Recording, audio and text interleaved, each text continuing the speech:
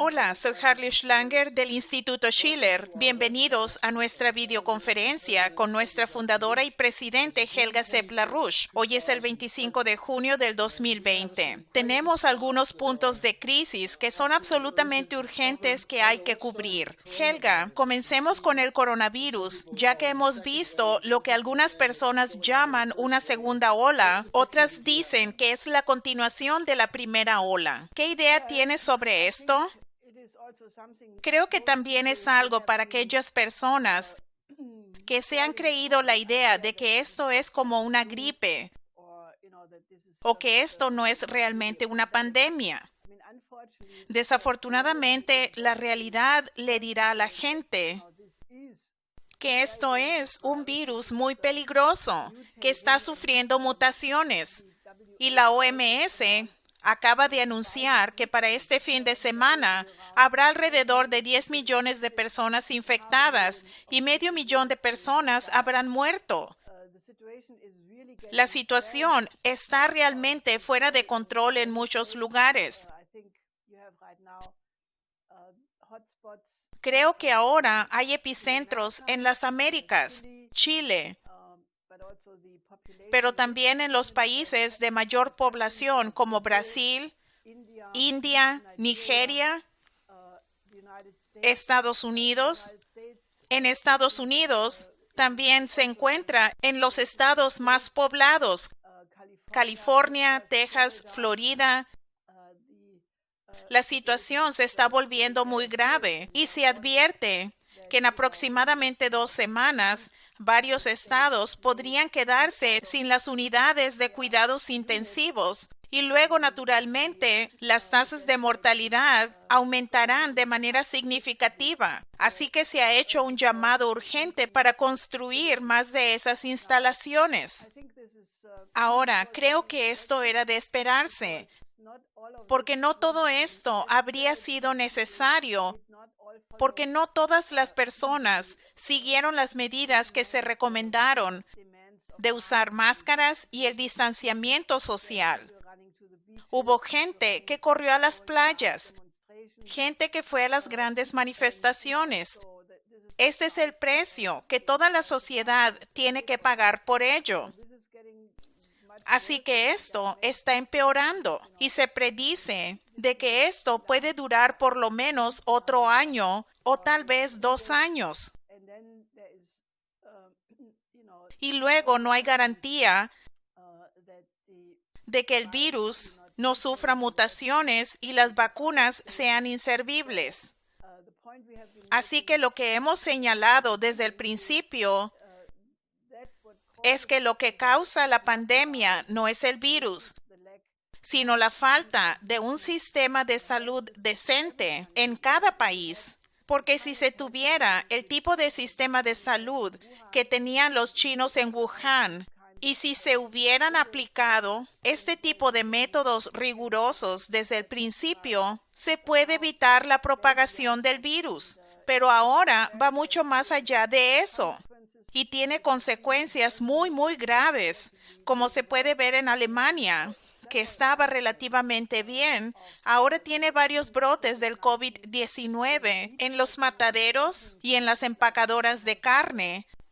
Como el caso que ha causado mayor impacto en este momento está en Reda, Wiedenbrück, el matadero Trenies, y como consecuencia ahora toda la región hizo un cierre de emergencia y la gente está muy molesta.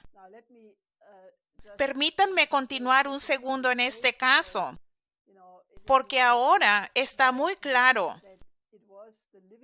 que fueron las condiciones de vida y el ambiente de pobreza en que viven esos trabajadores de Rumania, principalmente, quienes básicamente no podían seguir las recomendaciones en sus viviendas. El Instituto Robert Koch ya hace 2 años había advertido que eran las mismas condiciones de vida de los trabajadores de Europa Oriental las que causaron un brote y una propagación de la tuberculosis, pero nada ha cambiado. Así que si miran esto, pueden decir, bueno, es un virus, pero nuevamente, como en los países en desarrollo, fue la política de la Unión Europea la que no desarrolló a los Balcanes y a Europa Oriental, por lo que la brecha de ingresos entre las personas que viven en los Balcanes y en algunos países de Europa Oriental es tan grande que muchos trabajadores allí no ven otra forma de ganarse la vida que ir a trabajar en lo que realmente son sitios de producción que usan el trabajo esclavo. Así que esta es una consecuencia de la política de austeridad de la Unión Europea y de lo que hemos visto que ha destruido a gran parte de Grecia y ha causado condiciones terribles en las naciones del sur de Europa. Y esta es una forma de mano de obra barata. Es lo mismo que el cierre de fábricas e instalar maquiladoras en los países en busca de mano de obra barata hace muchos años. Y ahora es el uso de esta mano de obra barata lo que está contribuyendo a estos casos, porque ese es el común denominador de los brotes en Estados Unidos, donde las plantas empacadoras de carne tuvieron brotes similares. Y esto es lo que ven ahora. Creo que este es el 6º o 7º caso en Alemania. Y realmente señala el hecho de que el desarrollo económico y el mejoramiento de los niveles de vida, mejorar las condiciones sanitarias y de la salud en general, es una necesidad absoluta si se desea vencer esta pandemia.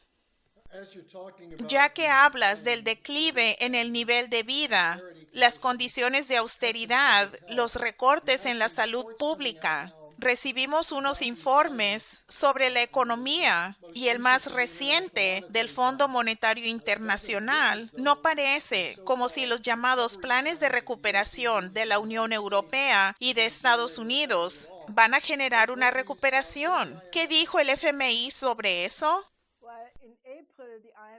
Bueno, en abril, el FMI pronosticó un colapso mundial del PIB en un 3%. Ahora corrigieron eso y dicen que la economía global se reducirá este año en un 4.9%. Y dan cifras de que Italia, Francia y España se contraerán un 12% y Estados Unidos algo así como un 10%. Alemania más o menos un 10%. Pero entonces el único país que se supone que tiene una tasa de crecimiento es China, con un aumento del 2%. Ahora, eso es mucho menos de lo que solía tener, pero es un hecho que de todas las economías del mundo, China es la única que está progresando. Eso no resuelve el problema por sí solo, porque tenemos una economía global y hay muchos escenarios de los grupos de trabajo de Europa, de Asia, que predicen todo tipo de cosas horribles, que continuará propagándose el coronavirus, los efectos en la economía global, el desacoplamiento entre Estados Unidos y China, el derrumbe de las cadenas internacionales de producción. Pero creo que hay uno en particular de un grupo de expertos finlandés que básicamente describe con bastante precisión lo que sucedió desde septiembre del año pasado, cuando la Reserva Federal empezó las operaciones de los mercados repo y comenzó a bombear realmente estas enormes cantidades de dinero. Luego, los otros bancos centrales hicieron lo mismo. Sin embargo, esto no fue suficiente para reactivar la economía real. Y luego pasaron del peligro actual de una recesión económica de larga duración a lo que llaman una catástrofe económica, que sería la continuación de esta epidemia. Las mutaciones del virus, más derrumbes financieros y luego finalmente una corrida bancaria y al final dinero por helicóptero, seguido de un colapso del sistema financiero global. Ahora, eso es obviamente, por un lado, una especulación. Por otro lado, esto es lo que nos espera si no se cambian las políticas actuales. Lo que todos estos grupos de trabajo y estos escenarios dejan de lado, naturalmente, es el hecho de que existe una solución, pero para implementar esa solución se necesita la voluntad política para hacerlo. Ahora, el Instituto Schiller tendrá este próximo sábado una videoconferencia internacional muy importante que abordará exactamente eso. Plantearemos el peligro que esto representa al mundo de que toda la humanidad perezca o prospere, y la diferencia es que estamos reuniendo los tipos de fuerzas que podrían remediarlo. Ahora, si se deja al lado todos los juegos políticos actuales y los enfrentamientos geopolíticos, ¿cómo resolverían el problema? Yo diría que es obvio que la única forma de resolverlo es que los gobiernos de los países más importantes y más fuertes deben reunirse y deben reorganizar el sistema para abordar todos los problemas que ahora se pueden ver. Ahora, ¿cuáles son los gobiernos más importantes? Son Estados Unidos, Rusia, China, India y luego otros países como Alemania, Japón. Diríamos que aquellos países que tienen economías fuertes deberían unirse y organizar un nuevo sistema de Bretton Woods, deshaciéndonos de esta economía de casino, porque todo este bombeo de dinero de los bancos centrales que se aceleró desde septiembre pasado solo estaba ayudando a mantener la especulación, a mantener un sector bancario totalmente en bancarrota, pero no reactivó a la economía. Lo que debería estar sucediendo es que estos países principales, pero especialmente los 4 países más poderosos, deberían tener una cumbre, deberían declarar una emergencia mundial, porque eso es lo que tenemos. Entonces, deberían actuar como en la antigua conferencia de Bretton Woods, establecer un nuevo sistema de Bretton Woods, en otras palabras, un mecanismo de crédito para otorgar préstamos a largo plazo y luego reiniciar la economía. Elaboramos este programa para crear 1.500 millones de nuevos empleos en todo el mundo, empezando con la creación de un sistema nacional de salud en cada país, y luego usamos eso como punto de partida para superar el subdesarrollo que ha sido la causa de esta crisis. Ahora, eso podría hacerse fácilmente. Y si observan lo que China ha estado haciendo con la nueva ruta de la seda y su ruta de la seda de la salud, ya ha tomado esta dirección. Pero obviamente solo funcionará si los juegos geopolíticos de los que se oponen al ascenso de China, si eso se detiene, y Estados Unidos, Rusia, China, India trabajen juntos, y si encuentran una solución entre ellos, podrían apoyarla estos otros países y muchos más. Ahora, eso debe hacerse y estamos tratando de mostrar el ejemplo en nuestra conferencia, cómo tal cooperación estratégica podría funcionar.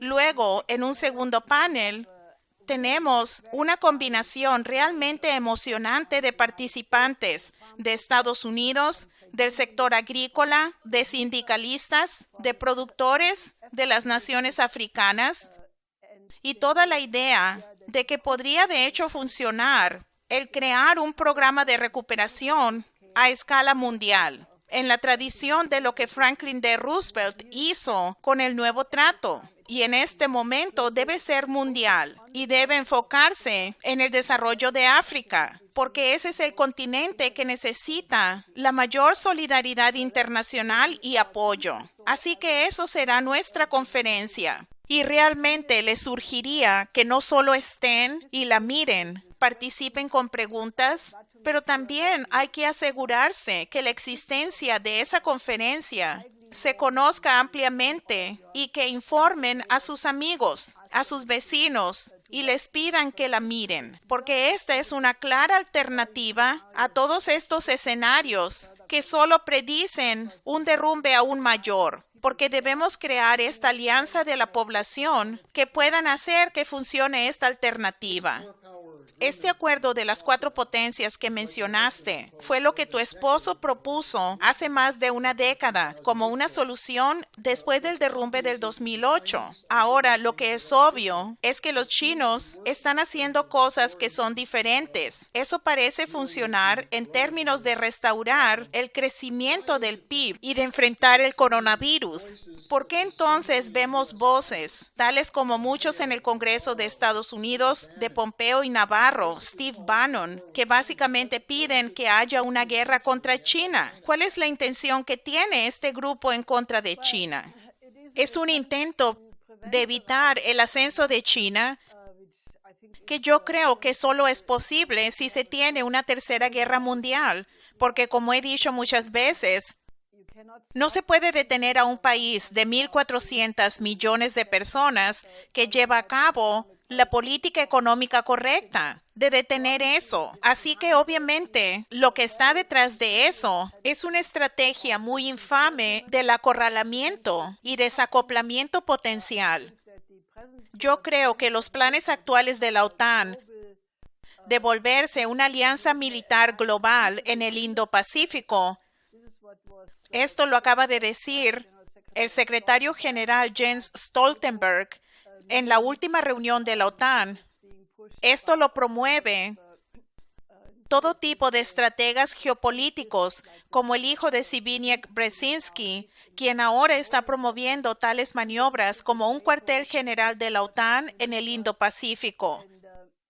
Y yo creo que esto es realmente estúpido. Significa que esta gente no ha aprendido en lo absoluto de la historia sobre la manera en que están llevando a cabo el acorralamiento de China, el acorralamiento de Rusia.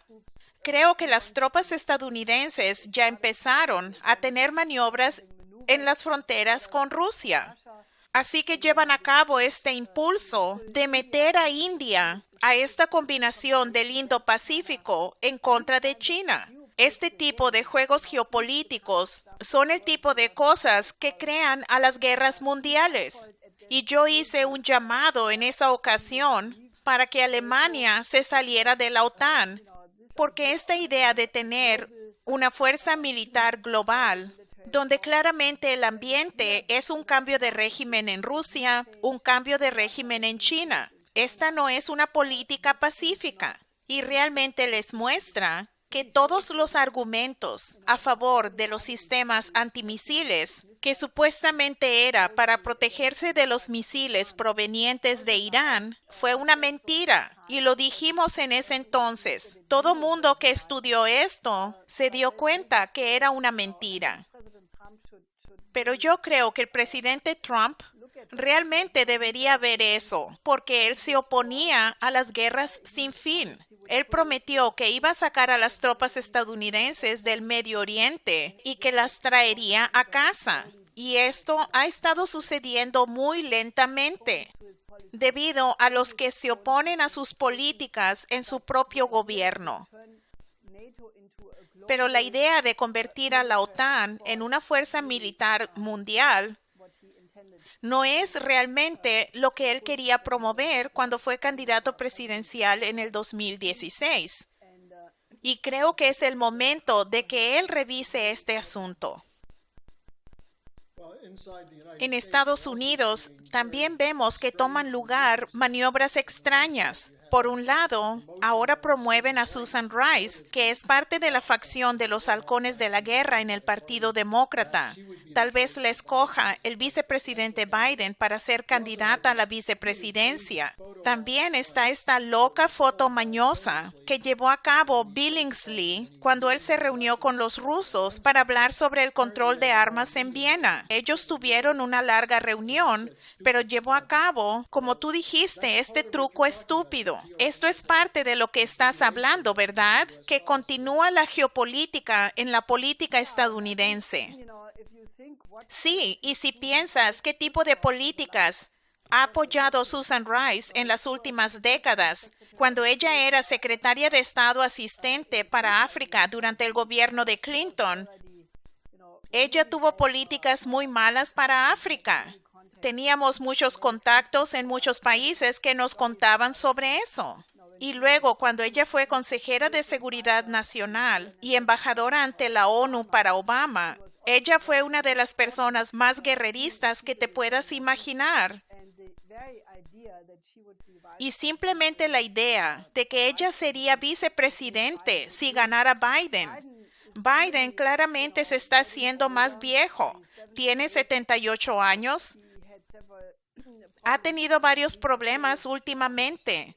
Así que si de repente Susan Rice fuera presidente, bueno, yo creo que esto sería devastador. Así que la gente debería pensarlo 2 veces, si tal cosa es realmente una buena idea. Ahora fue bueno que finalmente, después de todas las tensiones, se llevaran a cabo negociaciones sobre armamentos entre Billingsley y Ryabkov en Viena. Esto fue útil, creo que duraron 10 horas en total, y ambas partes comentaron que fueron útiles y constructivas.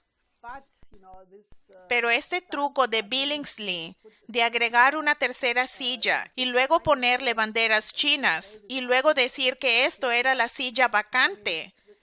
Quiero decir, los chinos nunca, en ningún momento dijeron que serían parte de tales discusiones. Así que naturalmente está causando fuertes reacciones. Los chinos dijeron, ¿qué tan bajo puedes llegar?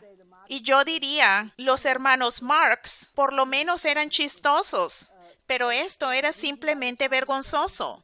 Y la razón de por qué los chinos no quieren ser parte de tales negociaciones armamentistas es muy clara. Ellos tienen 320 ojivas nucleares en comparación con las 5.800 de Estados Unidos y las 6.315 por parte de los rusos. Así que esto es muy claro, bajo la actual Guerra Fría, que amenaza en convertirse en una guerra candente. ¿Por qué deberían participar en algo que claramente es parte de una contención? Así que esto es solamente una provocación innecesaria y es parte del ambiente. Al igual que O'Brien, el asesor de seguridad nacional, que comparó a Xi Jinping con Stalin. Todo esto está envenenando el ambiente y es realmente algo que no debería engañar a la gente. Desafortunadamente, la gente que es bombardeada con esta propaganda en contra de China simplemente se la cree, lo cual es la intención. Pero la gente debería estar consciente del hecho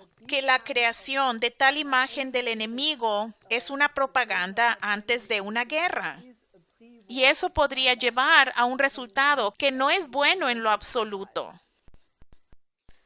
Y es interesante que esto continúa ahora, cuando ha resurgido Bolton, a quien el presidente Trump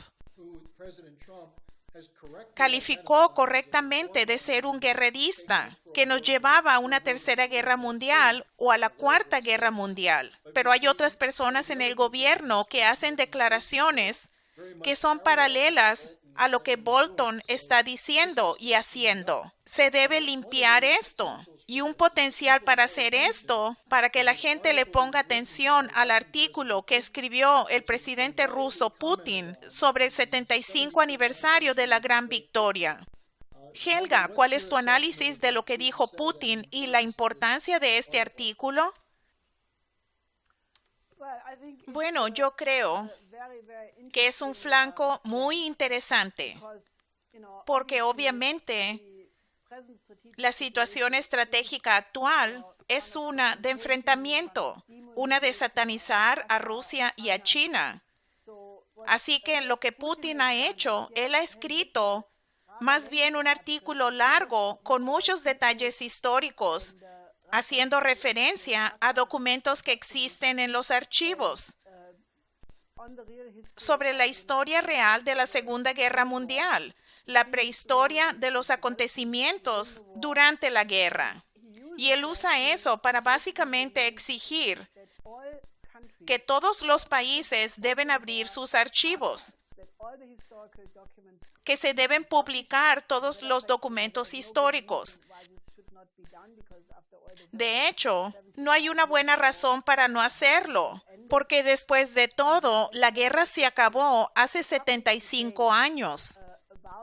Y él dice que debe haber un debate público sobre eso entre los historiadores. que realmente deben buscar la verdad, colaborando entre sí mismos para dar a conocer los hechos históricos.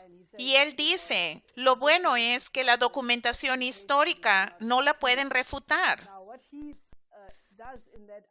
Lo que él hace en ese artículo es muy increíble.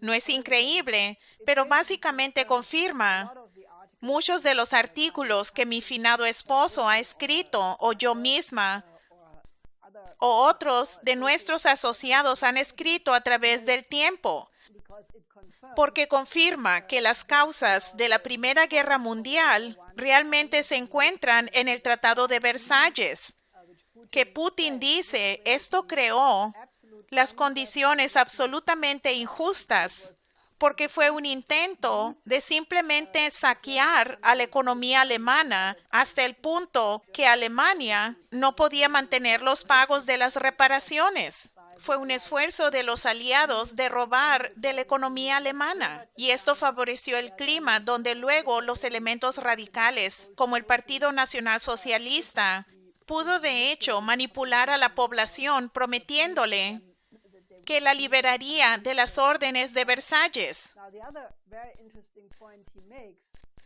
Ahora, el otro punto tan interesante que él hace es que habían muchos miembros de la oligarquía, de la aristocracia, de las élites en muchos países, incluyendo especialmente en Gran Bretaña y en Estados Unidos, que financiaron el ascenso de Hitler.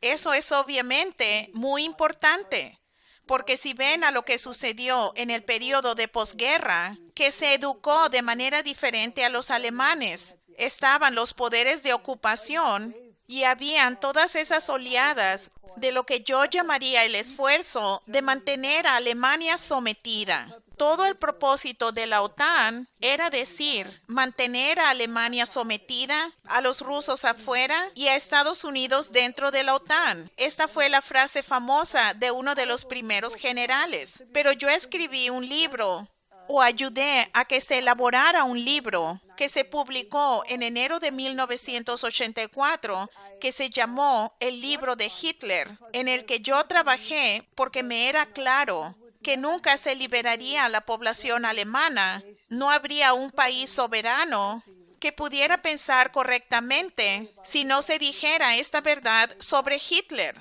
Y en este libro hay muchos elementos y hay muchos otros a los que se refiere Putin. Es decir, que Hitler fue un proyecto internacional que se escogió. Estaba la llamada Revolución Conservadora, que fue la respuesta oligárquica en contra de las ideas tanto de la Revolución Francesa, pero especialmente la Revolución Americana. Habían 400 diferentes tendencias y ellos escogieron promover a la nacional socialista, sabiendo perfectamente que si Hitler llegara al poder, era solo cuestión de tiempo que hubiera una guerra entre Alemania y la Unión Soviética, y estas dos naciones se destruirían una a la otra, y el resto de los países podrían recoger las piezas, y el Imperio Británico sería el dominante, como siempre lo han sido en tales conflictos, a través de dividir y conquistar. Ahora, Putin también menciona en su artículo que las fronteras después de Versalles, y uno podría agregar del Tratado de Sykes-Picot y de Trianon, se hicieron de tal manera deliberadamente para crear tensiones territoriales que podrían ser detonadas en cualquier momento deseado en el futuro. Y ese ha sido el mapa del Medio Oriente, de los Balcanes, y naturalmente esto es también lo que contribuyó. Luego, yo creo que lo más importante que menciona, él contrarresta muy claramente estas varias declaraciones que fueron Estados Unidos y Gran Bretaña los que derrotaron a los nazis, o la coalición antinazi, dejando por un lado el papel de la Unión Soviética, o incluso esta declaración tan increíble del Parlamento Europeo en septiembre pasado, que dice que fue el pacto de Hitler y Stalin lo que catalizó la Segunda Guerra Mundial, lo que obviamente está completamente equivocado. Así que lo que Putin hace, y esto es algo muy fascinante, él dice que no fueron los acuerdos Ribbentrop-Molotov, sino que fue el acuerdo de Múnich, o como se le conoció en Rusia, porque es ahí, y esto es lo que los políticos del Occidente no quieren que se les recuerde, que hubo todos los acuerdos, el apaciguamiento de Hitler e incluso la repartición de lo que se saqueara. Se organizó de antemano. Y esto es lo que llevó a que se arrojara Checoslovaquia a los lobos. Y los franceses y los británicos, que supuestamente eran los mejores aliados de Checoslovaquia, no hicieron nada absolutamente. Y eso es lo que realmente condujo a la Segunda Guerra Mundial más tarde. Así que esto es, yo creo, muy importante porque muestra los paralelos a hoy día. Y luego Putin hace un punto muy importante. Él termina toda la cuestión diciendo que lo que realmente fue la causa es que los gobiernos jugaron sus juegos egoístas geopolíticos. Trataron de hacerle trampa uno al otro. Y el gran fracaso fue no crear un acuerdo de seguridad internacional que hubiera resuelto los problemas de todos.